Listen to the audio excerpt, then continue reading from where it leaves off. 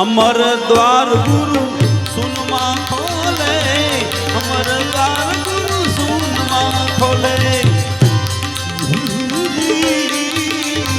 अमर द्वार गुरु सुनमा खोले।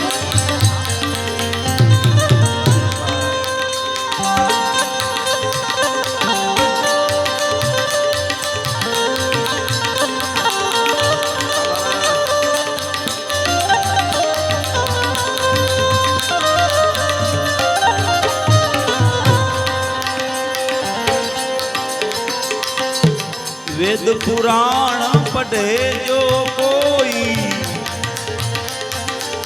ए फल गुरु नी कृपा थी होई।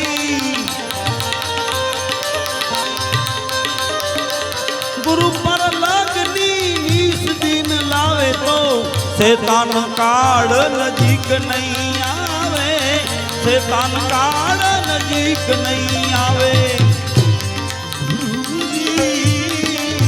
शैतान काल नजीक नहीं आवे।